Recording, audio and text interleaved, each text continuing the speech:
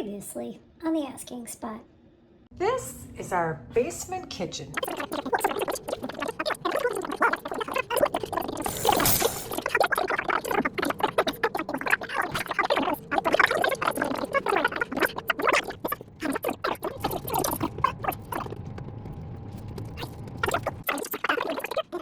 So here's where things get a little bit tricky. It's this wall. It's kind of massive, and it's that lattice work, and I just don't want to put a bunch of holes in this. Not to mention, I think picture rails are kind of cool. Now, if I went out and actually bought, the picture railing or any of those kits they have out there, that would kind of blow my budget, especially when I already have copper pipe. This was from the previous owner, and it was in the garage, and it is the perfect size. So I gotta clean this up. I think that's just a paste of salt and vinegar. Tasty. Wing it. Wing it.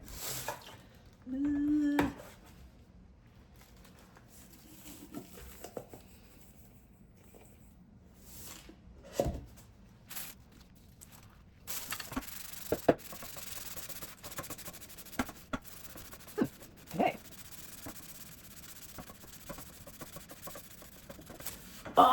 This is kind of cool. Okay, but clearly it's gonna take a bit. We get the idea. But you get the idea. And meanwhile, Got this at an estate sale. Now to frame it. More estate sale finds. Pretty cool napkins. They're from Home Goods, and I got them 4 for $4, which I'm assuming is a pretty good deal. I like the look, and I might just use these upstairs in the dining room. Kind of work with that. Of course, we have the copper pipe, but this is also an estate sale find. This is an estate sale find, just since moving here. So, I'm telling you, check out your estate sales. All right, here's the plan. I'm gonna hang it very close to the top. It's time for tape measure. All right, the painter tapes have now been moved. They are 3 inches from the ceiling, and they are 32 inches in. Here comes the big dilemma. Will there be something to support this?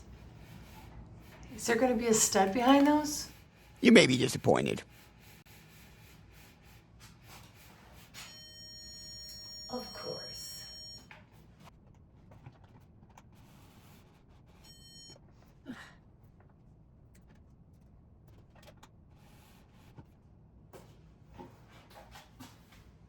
That's not bad.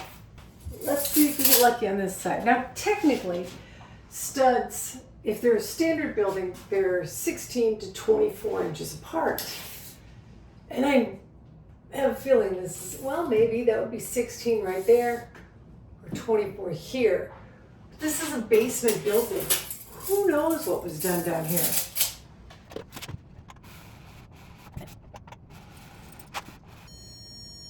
Okay, yeah, I'm thinking 24 apart.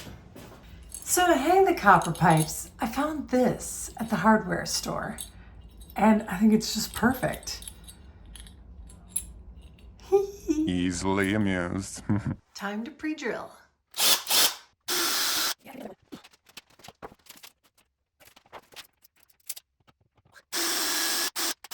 Okay, definitely got a stud on that one. I don't think I did on that one. We'll see. Okay, winging it. Great. Because of the pipe here, I get to have a little more leeway. So what I've decided to do is just make sure that I have the same amount from here to the holder, from here to the holder too. And that's how I'm going to declare this balanced. Okay. And then just because it's fun, I'm going to put this on each end, so it looks like it's coming out of the wall.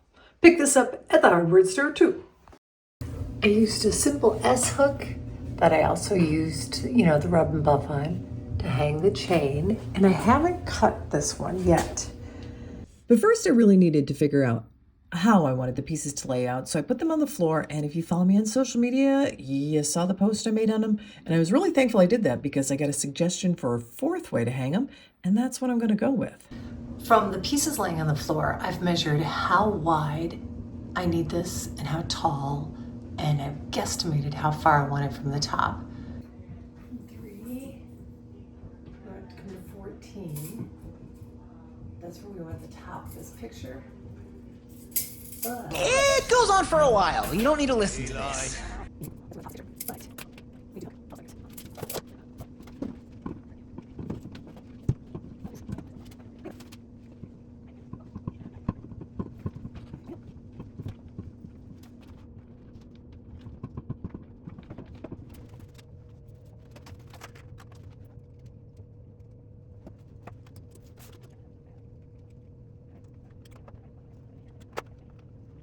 I love all the art that's going up on this. I have to say I'm particularly proud of this one because it's the only one I actually made. Well, kind of made. I found a picture I had with a New Orleans, I think that's canal, and the trolley was off in the distance. It wasn't the main focus of it. But I really wanted a trolley piece. So I expanded it, enlarged it, overexposed it, and then I also really turned up the brightness and the vibrancy of the color so I could get something that was sort of cartoon-like, like the rest of the pieces. And, well, this is what I got, and I like it.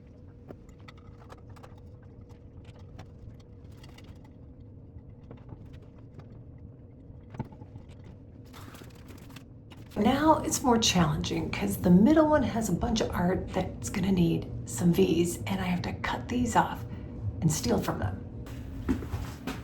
I'm gonna leave myself still some ability to, hang it lower if I want to. So, Lord, I hope I'm not using too little. Drum roll! There we go, one down, one more to go. All right, so this piece, I ended up having to add a hook here and a hook here, but that's gonna just go like this and go like this. All right, so this puts it, giving room to roll around the bar. Yeah, that should do it. We'll see.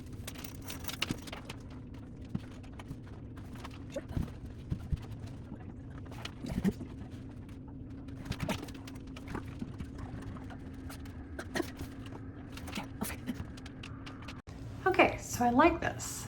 I think what I'm gonna do though is actually nail in the heavy ceramic ones into the wall so they can hold everything in place and hold it back, because their hooks are kind of big in the back and they're wobbly. But I'm gonna sleep on it. I gotta fix that too. Moving on. So with the picture rail, I can't in good conscience try and hang it on anything other than the studs. That's the only safe, secure way I think possible. But for the other items that are going to be hanging by themselves, but are still a little bit weighted, like the larger frame and the metal thing, I do have these. I will be using the dreaded drywall plugs. That doesn't sound right. There's got to be a better name for them, but yeah. These will be coming in useful and handy for the other stuff.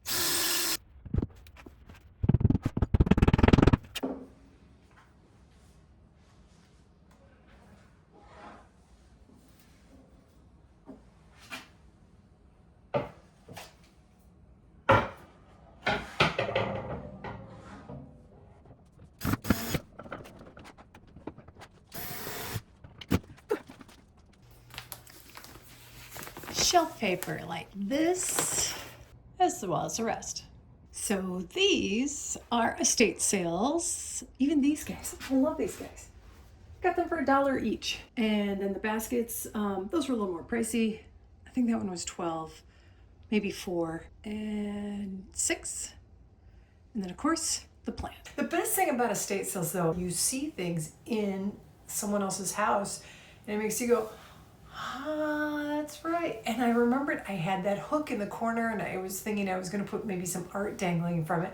But then I saw this fake plant and it totally fits the New Orleans vibe. So I like it. And the very next day. What I'm about to do is possibly one of the dumber things I've ever done. It's not in the dumbest, doesn't even make the top 10. But as far as house renovations, yeah, it's definitely up on the list. I'm gonna try peel and stick. What? Why? As a backsplash. Sure, I'm not the first to do this, but I've seen nothing but a lot of negative reviews. And what also makes this really ridiculous is because I pretty much like how this room is just as it is. This is just extra tweaking. However, I also know that if it is an absolute wreck, You did it to yourself. I have the wherewithal to fix it, and I could actually go with genuine products like, real ceramic if I had to. That would be an interesting learning curve. So, Yeah, cheap. going for it. So, using these and following their instructions, let's play around for a bit. All right, so I don't have enough to do all the way to the top. And I felt like stopping here looked weird. But stopping here doesn't look too bad. And then I can bring it around this wall. Or so I think. The one thing I do know is I'm definitely gonna have a tile there. So I'm gonna give this my first shot.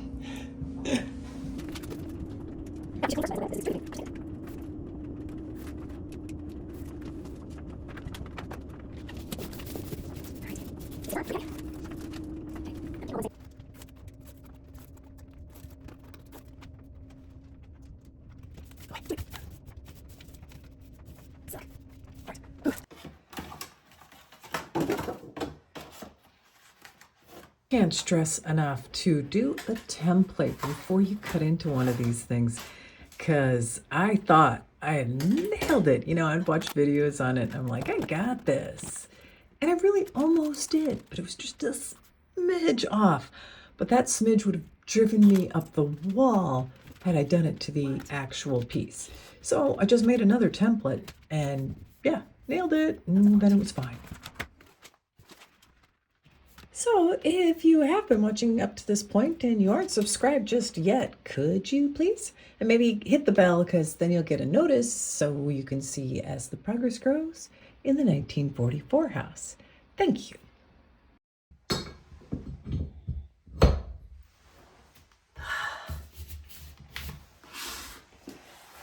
Whew. This is a before, and yeah, those are gonna go.